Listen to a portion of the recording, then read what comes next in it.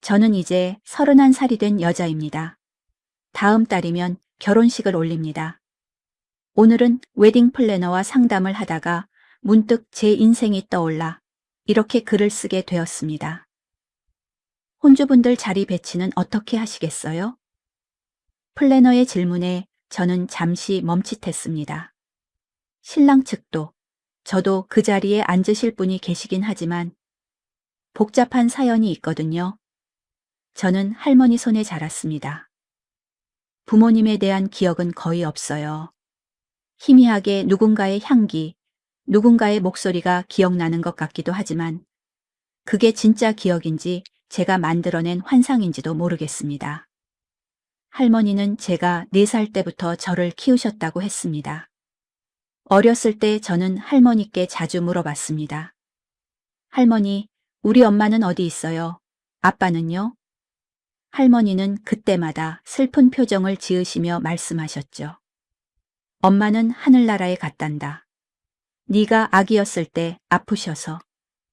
그리고 아빠는 그 슬픔을 이기지 못하고 어딘가로 떠나셨어. 초등학교 저학년 때까지는 그 말을 그대로 믿었습니다. 하지만 나이가 들수록 뭔가 이상하다는 생각이 들었어요. 할머니 집 어디에도 엄마나 아빠의 사진이 한 장도 없었거든요. 제 출생신고서를 볼 기회가 있었을 때 거기엔 아버지란이 비어 있었습니다. 미혼모 가정이었던 거죠.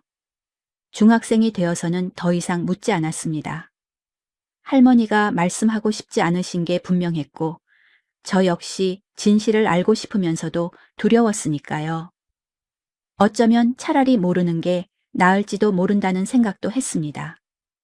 할머니는 동네 작은 식당에서 설거지 일을 하셨습니다. 하루 종일 서서 일하시고 돌아오시면 다리가 퉁퉁 부어있곤 했죠. 저는 할머니가 퇴근하시면 발을 주물러 드리곤 했습니다. 우리 소녀 덕분에 할매 살만 난다. 할머니는 그렇게 웃으시며 제 머리를 쓰다듬어 주셨어요. 경제적으로 넉넉하지 않았지만 저희는 행복했습니다. 할머니는 당신 것은 아껴도 제게는 늘 최선을 다해 주셨어요. 제가 교복이 필요하다고 하면 어떻게든 마련해 주셨고 수학여행비가 부족하면 밤늦게까지 일을 더 하셨습니다. 고등학교 2학년 겨울이었습니다. 그날따라 눈이 많이 내렸어요. 할머니는 새벽같이 출근하셨는데 식당 앞 계단에서 미끄러지셨답니다. 넘어지시면서 다리를 심하게 다치셨죠. 병원에서 연락이 왔을 때 저는 수업 중이었습니다. 담임 선생님께서 급히 병원으로 가보라고 하셔서 뛰어갔어요. 응급실에 계신 할머니를 봤을 때 눈물이 쏟아졌습니다. 할머니는 통증으로 얼굴이 하얗게 질려 계셨어요. 괜찮다, 괜찮아. 우리 소녀 놀랄까봐. 그러지. 할머니는 제 손을 꼭 잡으시며 오히려 저를 걱정하셨습니다. 수술을 받으셨습니다. 대퇴골 골절이었어요. 수술 후 재활치료가 필요하다고 했습니다. 그때 처음 재활치료사라는 직업을 알게 됐습니다. 그날 저는 결심했습니다. 물리치료학과에 진학하기로요. 할머니를 제 손으로 치료해드리고 싶었어요. 저는 낮에는 학교를 다니고 밤에는 편의점에서 일했습니다. 주말에는 과외도 했죠. 대학 생활은 힘들었지만 행복했습니다. 제가 좋아하는 공부를 하고 있었고 할머니는 제가 대학생이 된 것을 정말 자랑스러워 하셨으니까요. 하지만 행복한 시간은 오래가지 못했습니다. 대학교 3학년 여름방학이었습니다. 그날도 평소처럼 편의점 야간 근무를 마치고 새벽에 집에 들어왔어요. 그런데 할머니가 거실 바닥에 쓰러져 계신 겁니다. 할머니, 할머니. 저는 비명을 지르며 119에 전화했습니다. 구급차가 오는 10분이 마치 10시간처럼 길게 느껴졌어요. 할머니의 맥을 짚어보고 호흡을 확인하고 계속 말을 걸었습니다. 할머니, 정신 차리세요. 할머니. 병원 응급실에서 기다리는 시간도 지옥 같았습니다. 1시간쯤 지났을까요? 의사 선생님이 나오셨어요. 보호자분이시죠? 뇌졸중입니다. 다행히 빨리 발견해서 골든타임 안에 치료할 수 있었습니다. 하지만 왼쪽 편마비가 있고 언어 장애도 있을 것 같습니다. 그 말을 듣는 순간 다리에 힘이 풀려 주저앉았습니다. 중환자실에 계신 할머니를 면회하러 갔을 때 할머니는 여러 튜브에 연결되어 계셨습니다. 할머니의 손을 잡았을 때 조금 움직이시는 것 같았어요. 할머니, 저예요. 수진이. 할머니, 괜찮아요. 제가 있잖아요. 다음 날 학교에 가서 휴학계를 냈습니다. 교수님께서 말리셨죠. 이수진 학생, 한 학기만 더 다니면 실습인데. 지금 휴학하면 복학하기 힘들어. 하지만 저는 결심이 확고했습니다. 죄송합니다, 교수님. 지금 제게 가장 중요한 건 할머니예요. 할머니는 2주 후 중환자실에서 일반 병실로 옮기셨습니다. 왼쪽 팔과 다리를 거의 못 쓰셨고 말씀도 어눌하셨어요. 제 이름을 부르시는데 눈물이 나서 참을 수가 없었습니다. 할머니, 울지 마세요. 제가 할머니 나으시게 해드릴게요. 제가 물리치료 공부하잖아요. 제가 꼭 낫게 해드릴게요. 그때부터 저는 정말 미친 듯이 살았습니다. 낮에는 할머니 병원에서 간병 일을 배웠어요. 다른 환자분들을 돌보면서 간병하는 법을 익혔고 할머니께도 직접 재활 운동을 도와드렸습니다. 밤에는 편의점에서 일했죠. 하루에 서너 시간 자는 게 일상이었습니다. 병원비가 정말 많이 나왔어요. 수술비, 입원비, 재활치료비. 할머니가 평생 모은 돈이 순식간에 사라졌습니다. 저는 낮 시간에 시간이 날 때마다 다른 아르바이트도 했어요. 전단지 돌리기, 설거지, 청소. 할 수 있는 일은 뭐든 했습니다. 6개월이 지났을 때 할머니는 조금씩 좋아지기 시작하셨습니다. 왼쪽 팔을 조금 움직이실 수 있게 됐고 말씀도 조금 더 또렷해지셨어요. 하지만 혼자 생활하시기는 여전히 어려운 상태였습니다. 의사 선생님과 상담을 했습니다. 계속 병원에 입원하시기에는 비용이 너무 많이 들 거예요. 요양병원을 알아보시는 게 어떨까요? 요양병원. 제 손으로 할머니를 직접 돌보고 싶었지만 현실적으로 불가능했습니다. 저는 학교를 다녀야 했고 돈도 벌어야 했으니까요. 결국 저는 할머니를 요양병원에 모시기로 했습니다. 요양병원으로 모시는 날 할머니는 제 손을 꼭 잡으시며 눈물을 흘리셨어요. 헤헤. 아니에요, 할머니. 할머니 잘못 없어요. 제가 더 열심히 할게요. 조금만 기다리세요. 제가 꼭 할머니 모시고 나올게요. 공부만큼은 열심히 했습니다. 할머니를 위해서라도 제가 훌륭한 물리치료사가 되어야 했으니까요. 밤늦게까지 도서관에서 공부하고 실습도 누구보다 열심히 했습니다. 4학년 때는 병원 실습이 있었어요. 대형 재활병원에 배정받았는데 거기서 정말 많은 것을 배웠습니다. 뇌졸중 환자분들을 치료하는 방법, 척추 손상 환자분들을 돕는 방법. 졸업 후 저는 그 재활병원에 정식으로 취직했습니다. 신입 물리치료사로 시작했죠. 처음엔 서툴렀지만 열심히 배웠어요. 선배 치료사들에게 질문도 많이 하고 퇴근 후에도 공부했습니다. 주말마다 할머니를 뵈러 갔습니다. 할머니는 조금씩 좋아지고 계셨어요. 제가 직접 재활운동을 도와드렸고 할머니도 열심히 따라해 주셨습니다. 그렇게 5년이 흘렀습니다. 어느덧 저는 경력 있는 물리치료사가 되어 있었습니다. 병원에서도 인정받고 환자분들도 저를 신뢰해 주셨어요. 할머니는 여전히 요양병원에 계셨지만 예전보다 많이 좋아지셔서 휠체어로 스스로 이동하실 수 있게 되셨습니다. 하지만 새로운 문제가 생겼습니다. 할머니가 가끔 이상한 말씀을 하시기 시작한 거예요. 수진아, 어제 누가 왔었어? 누가 왔어요, 할머니? 그게 누구더라? 생각이 안 나네. 치매 초기 증상이었습니다. 의사 선생님은 노화와 뇌졸중 후유증으로 인한 것 같다고 하셨어요.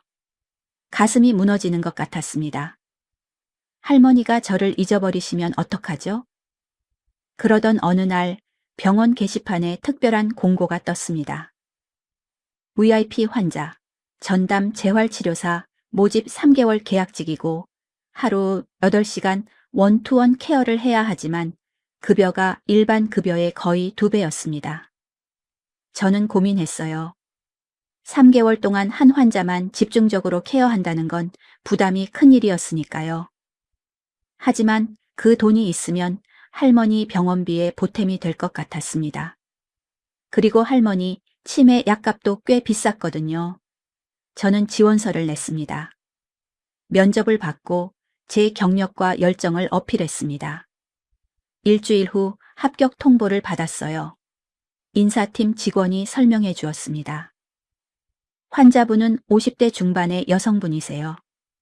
6개월 전 교통사고로 척추를 다치셔서 하반신 재활이 필요한 상태입니다. 경제적으로 여유가 있으셔서 VIP 병실을 사용하고 계시고요. 가족은 연락이 되지 않는 상태라고 합니다. 첫 출근 날 저는 긴장된 마음으로 VIP 병동으로 향했습니다. 12층에 있는 VIP 병실은 일반 병실과는 완전히 달랐어요. 마치 호텔 같았습니다. 리브엑스포 환자분의 병실 앞에 섰습니다. 심호흡을 하고 노크했어요. 안녕하세요. 들어가도 될까요? 들어오세요. 조용하고 낮은 목소리가 들렸습니다. 문을 열고 들어갔습니다. 창가에 휠체어를 탄 채 앉아 계신 여성분이 보였어요. 짧은 단발머리에 화장기 없는 얼굴이었지만 묘하게 우아한 분위기가 있으셨습니다. 안녕하세요. 오늘부터 재활치료를 담당하게 된 물리치료사 이수진입니다. 저는 밝게 인사했습니다. 그분은 천천히 고개를 돌려 저를 보셨습니다. 그리고 잠시 멈칫하시더니 눈을 크게 뜨셨어요. 마치 유령을 본 것 같은 표정이었습니다. 괜찮으세요? 제가 걱정스럽게 물었습니다. 아니에요. 괜찮아요. 그분은 손으로 얼굴을 가리시더니 깊은 숨을 쉬셨습니다. 혹시 어디 불편하세요? 제가 간호사 선생님을 부를까요? 아니에요. 정말 괜찮아요. 그분은 손을 내리시고 작은 미소를 지으셨어요. 이수진 씨라고 하셨죠? 네, 맞습니다. 예쁜 이름이네요. 감사합니다. 성함이 어떻게 되세요? 강민아예요. 강민아라고 불러주세요. 그렇게 저희의 3개월이 시작됐습니다. 처음 며칠은 서로 어색했습니다. 강민아 씨는 과묵하셨고 필요한 말만 하셨어요. 저는 최대한 밝게 대하려고 노력했지만 그분은 항상 어딘가 슬픈 표정을 하고 계셨습니다. 일주일쯤 지났을 때 재활 운동을 하던 중 강민아 씨가 갑자기 물으셨어요. 수진 씨는 몇 살이에요? 31살이에요. 그렇구나. 나랑 25살 차이네요. 미나 씨는 젊어 보이세요. 50살이 넘으셨다고 하기엔 외모는 유전이에요. 우리 엄마도 나이에 비해 젊어 보이셨거든요. 그날 이후 강민아 씨는 조금씩 말씀을 많이 하시기 시작했습니다. 젊었을 때 무역회사를 다녔다는 것, 중국과 베트남을 오가며 일했다는 것, 일이 힘들었지만 보람 있었다는 것, 결혼은 하셨어요? 제가 조심스럽게 물었습니다. 했었죠, 오래전에. 지금은 이혼했어요. 한 20해도 더 됐나? 아, 죄송합니다. 제가 불편한 질문을. 괜찮아요. 다 옛날 일이에요. 강민아 씨는 쓸쓸하게 웃으셨습니다. 혹시 자녀는 있으세요? 그 질문에 강민아 씨의 표정이 굳어졌습니다. 한참을 말없이 창밖만 보시더니 천천히 입을 여셨어요. 있어요. 딸이 하나 있죠. 그럼 따님이 자주 오시겠네요. 아니요. 강민아 씨는 고개를 저으셨습니다. 우린 오랫동안 연락하지 않았어요. 아니, 못했어요. 그게 무슨, 제가 딸을 버렸거든요. 아주 어렸을 때. 강민아 씨의 목소리가 떨렸습니다. 그때 딸이 4살이었어요. 지금은 이제 30 넘었겠네요. 수진 씨랑 비슷한 나이일 거예요. 저는 더 이상 묻지 않았습니다. 그분의 눈에 눈물이 고여 있었거든요. 그날 밤 저는 생각했습니다. 4살에 엄마에게 버려진 아이. 그 아이는 지금 어떻게 살고 있을까? 엄마를 원망하고 있을까? 아니면 이미 잊어버렸을까? 다음 날부터 재활 치료는 더욱 열심히 진행됐습니다. 강민아 씨는 의지가 강하셨어요. 통증이 심할 때도 인상 한번 찌푸리지 않으셨고, 제가 시키는 운동을 묵묵히 따라 하셨습니다. 미나 씨, 오늘은 여기까지 할게요. 많이 힘드셨죠? 괜찮아요. 더 할 수 있어요. 한 달쯤 지났을 때 강민아 씨는 보행 보조기를 사용해서 몇 걸음 걸을 수 있게 되셨습니다. 처음 걸으셨을 때의 표정을 저는 잊을 수가 없어요. 눈물을 흘리며 웃으시더니 다시 걸을 수 있을 줄 몰랐어요. 라고 하셨습니다. 미나 씨는 정말 열심히 하셨어요. 제가 본 환자분들 중에서 가장 의지가 강하세요. 그럴 수밖에 없어요. 저는 아직 할 일이 남았거든요. 무슨 일이요? 나중에 이야기해 줄게요. 어느 날 치료를 마치고 병실에서 차를 마시고 있는데 강민아 씨가 갑자기 물으셨어요. 수진 씨, 부모님은 뭐 하세요? 순간 가슴이 철렁했습니다. 저는 할머니 손에 자랐어요. 할머니? 네. 부모님은 제가 어렸을 때 안 계셨어요. 엄마는 제가 아기였을 때 돌아가셨다고 들었고, 아빠는 어디 가셨는지 모르겠어요. 강민아 씨의 손에 들고 있던 컵이 흔들리고 차가 쏟아질 뻔했어요. 제가 얼른 컵을 받아 테이블에 놓았습니다. 미나 씨, 괜찮으세요? 괜찮아요. 그냥 강민아 씨는 창밖을 보셨습니다. 그랬구나. 할머니 손에 자랐구나. 네. 외할머니세요. 할머니가 저를 정말 잘 키워주셨어요. 그 할머니는 지금도 건강하세요? 요양병원에 계세요. 5년 전에 뇌졸중으로 쓰러지셔서. 뇌졸중, 강민아 씨가 중얼거리셨습니다. 그때가 언제였죠? 제가 대학교 3학년 여름방학 때니까 정확히 5년 전 8월이었어요. 강민아 씨는 눈을 감으셨습니다. 뭔가 생각에 잠기신 것 같았어요. 미나 씨? 아무것도 아니에요. 그냥 안타까워서요. 할머니 연세가 많으신가 봐요. 올해 79이세요. 그렇구나. 그날 이후 강민아 씨는 더욱 저에게 잘해주셨습니다. 제가 좋아할 만한 간식을 사두시고, 피곤해 보이면 일찍 가라고 하시고, 가끔은 용돈까지 주시려고 하셨어요. 미나 씨, 이건 정말 받을 수 없어요. 그냥 받아요. 나도 딸이 있었으면 이런 것도 해주고 싶었을 텐데. 그 말을 들을 때마다 가슴이 아팠습니다. 이분은 딸을 얼마나 그리워하고 있을까. 2개월째 되던 어느 주말, 저는 평소처럼 할머니를 뵈러 요양병원에 갔습니다. 할머니는 휠체어에 앉아 정원을 보고 계셨어요. 할머니, 저 왔어요. 수진. 아. 할머니는 저를 보시고 웃으셨습니다. 할머니, 오늘 날씨 좋죠? 산책하실래요? 저는 할머니 휠체어를 밀고 병원 정원을 돌았습니다. 그런데 할머니가 갑자기 이상한 말씀을 하시는 겁니다. 수진. 네, 할머니. 너, 엄마, 가, 왓, 네? 할머니, 무슨 말씀이세요? 저는 휠체어를 멈췄습니다. 할머니, 엄마는 돌아가셨잖아요. 아, 돌아가셨, 할머니는 제 손을 꼭 잡으셨습니다. 너, 엄마, 다. 가슴이 두근거렸습니다. 하지만 이내 마음을 진정시켰어요. 치매 증상이라고 할머니가 착각하시는 거라고 생각했습니다. 간호사실에 가서 물어봤습니다. 할머니가 요즘 환각 증상이 있으신가요? 환각이요? 아니에요. 특별한 증상은 없으셨는데요. 아니, 할머니가 자꾸 이상한 말씀을 하셔서요. 돌아가신 사람이 왔다고. 간호사가 뭔가 생각난 듯 말했습니다. 그러고 보니 며칠 전에 면회객이 한 분 오셨어요. 여성분이었는데 1시간 정도 계시다 가셨어요. 누구였는데요? 잘 모르겠어요. 이름을 안 남기고 가셨거든요.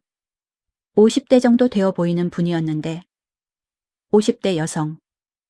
제 머릿속에 강민아 씨의 얼굴이 스쳤습니다. 하지만 말도 안 되는 생각이었죠. 강민아 씨는 휠체어에 의지하시는 분인데 어떻게 여기까지 오실 수 있겠어요? 다음 주 월요일 병원에 출근했을 때 이상한 일이 있었습니다. 행정팀 직원이 저를 찾더니 물어보는 겁니다. 수진 씨, 혹시 개인정보 조회 요청하신 거 있어요? 아니요, 없는데요. 그게 누군가 수진 씨 정보를 조회하려고 했던 기록이 있어서요. 물론 거부했지만. 누가 제 정보를요? VIP 병동 강민아 씨 측에서 요청이 왔었어요. 심장이 쿵 하고 내려앉는 느낌이었습니다. 언제요? 한 2주 전쯤? 제가 할머니 이야기를 꺼냈던 때 저는 곧장 원장님을 찾아갔습니다. 그리고 용기를 내서 물어봤어요. 원장님, 제가 제 개인정보를 좀 확인하고 싶은데요. 출생 기록 같은 것을. 왜 갑자기? 제 엄마에 대해서 알고 싶어서요. 원장님은 잠시 고민하시더니 고개를 끄덕이셨습니다. 알았어. 인사 파일 확인해 볼게. 1시간 후 원장님이 저를 부르셨습니다. 여기 파일 있어. 그런데 특이한 게 있네. 뭔데요? 25년 전 우리 병원 기록을 보니까 이수진이라는 이름의 소아과 환자 기록이 있어. 4살이었고. 그게 저예요? 보호자 이름이 강민아로 되어 있어. 그 순간 세상이 멈춘 것 같았습니다. 그리고 같은 시기에 강민아 씨가 정형외과를 다닌 기록도 있고 수진 씨 외할머니도 그때 우리 병원 환자셨어. 할머니도요? 응. 당뇨 합병증으로 입원하셨던 기록이 있네. 그리고 보호자가 강민아 씨야. 머리가 복잡해졌습니다. 이게 다 무슨 의미일까? 그날 치료 시간, 저는 떨리는 마음으로 강민아 씨 병실에 들어갔습니다. 민아 씨, 오늘 컨디션은 어떠세요? 괜찮아요. 강민아 씨는 평소와 다름없이 대답하셨습니다. 치료를 진행하면서 저는 계속 고민했습니다. 마침내 치료가 끝났을 때 저는 용기를 냈습니다. 민아 씨, 제가 물어봐도 될까요? 뭔데요? 혹시 제 할머니 아세요? 강민아 씨의 얼굴이 순식간에 창백해졌습니다. 뭐라고요? 할머니 요양병원에 며칠 전에 누군가 다녀가셨대요. 그리고 병원 기록을 확인했는데 25년 전에 미나 씨와 제 할머니 그리고 우리 셋이 같은 시기에 이 병원을 이용했더라고요. 강민아 씨는 한참을 말없이 저를 보시더니 천천히 눈을 감으셨습니다. 들켰네요. 작은 목소리였습니다. 대체 무슨 일이에요? 강민아 씨는 눈을 뜨시고 저를 똑바로 보셨습니다. 그 눈에는 눈물이 가득 고여 있었어요. 수진아. 그분이 처음으로 제 이름을 반말로 불렀습니다. 나는 네 엄마야. 그 말을 듣는 순간 저는 그 자리에 주저앉고 말았습니다. 거짓말이죠? 아니야, 정말이야. 말도 안 돼요. 엄마는 제가 아기였을 때 돌아가셨다고. 거짓말이었어. 할머니가 그렇게 말씀하신 거야. 나를 위해서. 강민아 씨. 아니, 제 엄마는 그날 모든 것을 이야기해 주셨습니다. 엄마는 26에 저를 낳았습니다. 아빠는 사업을 한다며 집을 비울 때가 많았고, 나중에 알고 보니 사기를 당해 빚을 지고 있었대요. 엄마는 임신 중에도 무역회사에서 일했고, 출산 후 2개월 만에 복직했습니다. 그렇게 2년을 버텼는데 아빠가 도박에 손을 댔다고 합니다. 빚은 눈덩이처럼 불어났고 결국 아빠는 엄마 몰래 엄마 명의로도 대출을 받았어요. 어느 날 집에 돌아오니까 아빠가 없어졌어. 그리고 빚쟁이들이 찾아왔지. 5천만 원이 넘는 빚이었어. 엄마는 그 빚을 갚기 위해 미친 듯이 일했습니다. 하지만 어린 저를 키우면서 그 빚을 갚기는 불가능했어요. 내 할머니께 너를 잠깐만 맡긴다고 했어. 1년만, 2년만. 그렇게 말씀드리고 해외로 나갔어. 중국, 베트남, 태국. 여기저기 돌아다니며 일했지. 그렇게 10년이 지났습니다. 엄마는 빚을 다 갚았지만 그동안 저는 이미 중학생이 되어 있었어요. 한국에 돌아와서 할머니를 찾아갔어. 너를 데려가려고. 하지만 할머니가 말리셨어. 이제 와서 나타나면 아이만 혼란스러울 거라고. 네가 엄마가 죽었다고 알고 잘하고 있다고. 할머니는 엄마에게 부탁하셨답니다. 저를 계속 지켜봐 주시되 모습은 드러내지 말아달라고. 저에게는 엄마가 돌아가신 걸로 하자고. 거절할 수도 있었어. 하지만 할머니 말씀이 맞는 것 같았어. 나는 10년 동안 내 곁에 없었어. 나는 내게 엄마 자격이 없었어. 엄마는 그 후에도 계속 일하셨습니다. 그리고 제 학비와 생활비를 할머니께 드렸어요. 제가 대학에 간 것도 아르바이트만으로는 불가능했을 거예요. 뒤에서 엄마가 도와주고 계셨던 거죠. 할머니가 쓰러지셨을 때도 나는 병원비를 보냈어. 할머니 요양병원비도 내가 내고 있었어. 제가 그동안 벌었던 돈으로 병원비를 냈다고 생각했는데 일부는 내 돈이 맞아. 하지만 대부분은 내가 댔어. 미안해. 말 안 하고. 화가 나면서도 고마우면서도 슬프면서도 복잡한 감정이 밀려왔어요. 왜 말씀 안 하셨어요? 왜 이렇게까지? 마지막으로 너를 보고 싶었어. 가까이서, 진짜 가까이서 3개월이라도 내 곁에 있고 싶었어. 미나 씨가 엄마라니 미안해. 정말 미안해. 엄마는 계속 울었습니다. 저도 울었고요. 그날 이후 저희는 많은 이야기를 나눴습니다. 잃어버린 시간들, 못다한 이야기들, 서로에 대한 그리움들. 엄마는 제가 어렸을 때 어땠는지, 첫걸음을 뗄 때 얼마나 기뻤는지, 제가 엄마라고 처음 불렀을 때 얼마나 울었는지, 모든 것을 기억하고 계셨어요. 저도 할머니와의 기억들을 이야기해 드렸습니다. 할머니가 얼마나 저를 사랑하셨는지, 얼마나 잘 키워주셨는지, 할머니를 한번 뵙고 싶어. 엄마가 말씀하셨습니다. 그러시겠어요? 응. 마지막으로 인사드리고 싶어. 다음 주말, 저는 엄마를 휠체어에 태우고 요양병원에 갔습니다. 엄마는 떨리는 손으로 꽃다발을 안고 계셨어요. 할머니 방에 들어갔을 때 할머니는 창밖을 보고 계셨습니다. 할머니, 저 왔어요. 그리고 손님 모시고 왔어요. 할머니가 돌아보셨습니다. 그리고 엄마를 보시는 순간 눈이 커지셨어요. 어머니, 엄마의 목소리가 떨렸습니다. 네, 어머니. 왔어요. 늦었지만. 할머니와 엄마는 한참을 서로를 보며 울었습니다. 그날 우리 셋은 오랫동안 이야기를 나눴습니다. 할머니는 엄마의 손을 꼭 잡으시며 계속 우셨어요. 3개월 계약이 끝나갈 무렵 엄마의 상태는 놀라울 정도로 좋아지셨습니다. 이제 지팡이만으로도 걸으실 수 있게 됐어요. 수진아, 정말 고마워. 무슨 말씀을, 제가 더 감사하죠. 퇴원하시는 날, 엄마는 제게 통장 하나를 주셨습니다. 이건 내가 평생 모은 돈이야. 너 결혼할 때 쓰렴. 받아줘. 제발. 이것밖에 해줄 수 있는 게 없어. 통장에는 3억 원이 넘는 돈이 들어 있었습니다. 그리고 지금 저는 결혼을 준비하고 있습니다. 신랑은 제가 병원에서 만난 정형외과 의사입니다. 엄마를 치료하는 과정에서 자주 협진을 했고 자연스럽게 가까워졌죠. 그도 어려서 부모님을 여의고 고아원에서 자랐다고 했습니다.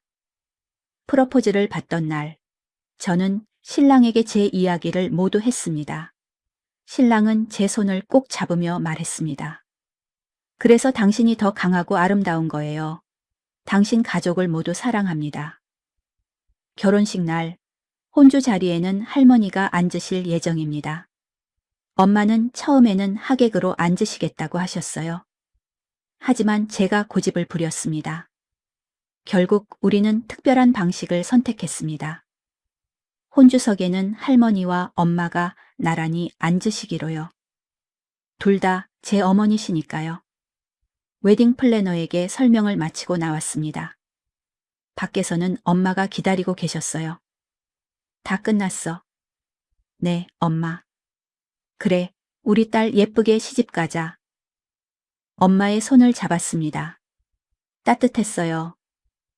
요즘 엄마는 할머니 요양병원 근처에 작은 집을 얻으셨습니다. 매일 할머니를 찾아뵙고 산책도 함께 하시고 옛날 이야기도 나누신대요. 할머니의 치매는 조금씩 진행되고 있지만 신기하게도 엄마와 저는 절대 잊지 않으세요. 가끔 다른 것들은 기억 못 하셔도 우리 미나, 우리 수지는 또렷하게 부르십니다. 지난주에는 셋이서 함께 사진관에 다녀왔습니다. 가족 사진을 찍기 위해서요. 할머니는 휠체어에, 엄마는 옆에 서시고 저는 두 분 사이에 앉았습니다. 사진사가 말했어요. 세 분 다 닮으셨네요. 특히 눈이. 우리는 서로를 보며 웃었습니다. 돌아오는 길에 엄마가 말씀하셨어요. 수진아, 난 정말 행복해. 이렇게 늦었지만 너와 함께 할 수 있어서. 저도요, 엄마. 너희 할머니가 없었으면 난 아무것도 아니었을 거야. 할머니가 너를 이렇게 훌륭하게 키워주셨어. 엄마도 열심히 사셨잖아요. 저를 위해서. 그래도 곁에 없었잖아. 이제 곁에 계시잖아요. 그것만으로도 충분해요. 잃어버린 시간은 돌아오지 않습니다. 하지만 남은 시간은 함께 할 수 있어요. 그것만으로도 저는 감사합니다. 저는 이제 더 이상 혼자가 아닙니다. 저를 사랑하는 사람들이 있고 제가 사랑하는 사람들이 있습니다. 이것이 제 이야기입니다. 힘들고 슬픈 순간도 있었지만 결국은 행복한 결말을 맞이했습니다. 제 이야기를 들어주셔서 감사합니다.